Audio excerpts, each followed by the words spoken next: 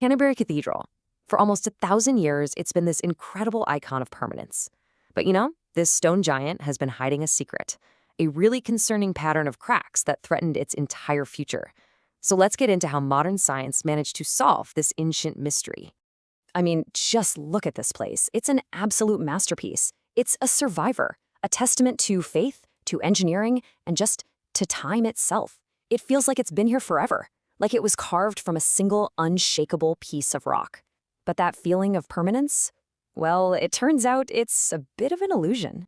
Because deep within its structure, these telltale signs of stress have been showing up for years. A whole web of cracks spreading silently through the stone. And the big question for the people trying to save it was, what on earth is causing this? All right, so to solve this modern puzzle, the research team pretty much had to become structural detectives. And, their first clue wasn't found with some high-tech laser or computer. Nope, they had to go way back, looking nearly 1,500 years into the cathedral's own very turbulent history. You see, this building's life has been one of constant, unbelievable stress.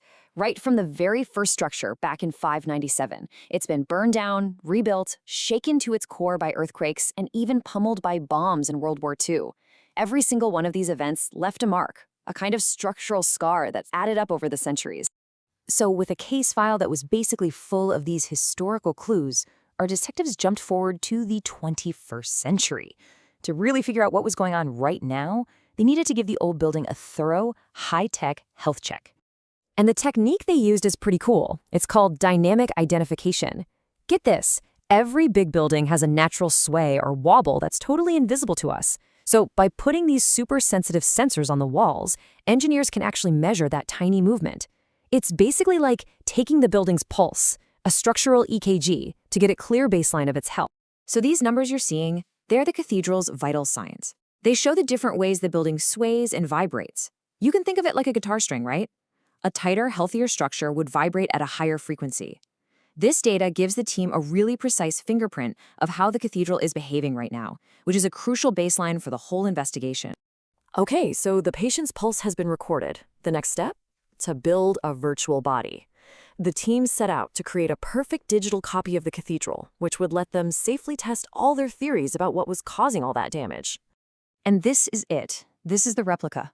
It's called a finite element model, but you and I would call it a digital twin. And this is way more than just a 3D drawing. It's a full-on physics simulation. Every single stone, every arch, every support is accounted for. This amazing tool lets engineers apply centuries of force in just a matter of hours, all without ever touching a single real stone. The digital twin was ready to go.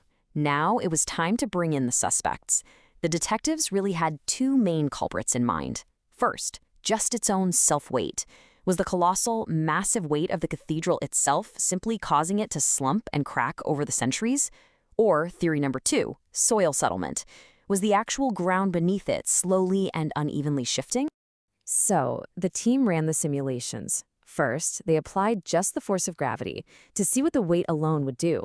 Then, they simulated the subtle effects of the ground shifting underneath the foundations.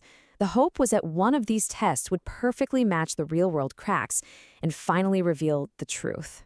And here it is. This is the breakthrough moment.